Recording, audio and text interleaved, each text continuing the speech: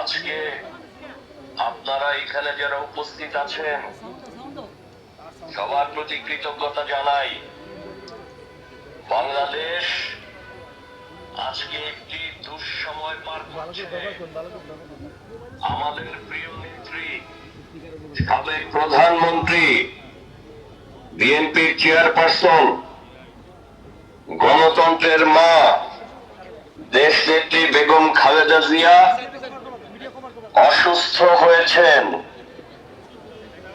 আজকে আমরা এখানে সবাই একত্রিত হয়েছি, আপনারা একত্রিত হয়েছেন। আমরা আমাদের নেত্রী দেশ নেত্রী বেগম খালেদা জিয়ার জন্য আমরা দোয়া করব, তার সুস্থতা কামনায়। দেশ নেত্রী বেগম খালেদা জিয়ার সুস্থতা মানে বাংলাদেশ সুস্থ।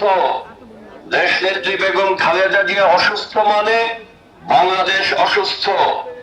আমরা যে স্বপ্ন নিয়ে, আমরা যে স্বপ্নকে সামনে রেখে আমরা বিগত দিনে স্বৈর শাসকের বিরুদ্ধে আন্দোলন করেছি, সংগ্রাম করেছি, রাজপথে রক্ত দিয়েছি, নির্যাতিত হয়েছি, জুলুম ঘাড়ে নিয়েছি, আমরা সেই স্বপ্ন বাস্তবায়নের জন্য গণতান্ত্রিক বাংলাদেশ প্রতিষ্ঠার লক্ষ্যকে বাস্তবায়ন করার জন্য আমরা আমাদের নেত্রী দেশ নেত্রী বেগম খালেদা জিয়ার সুস্থতা কামনা করি।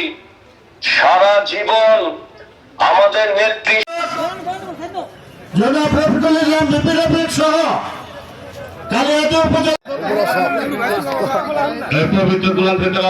সভাপতি জনাব নজরুল ইসলাম সভা,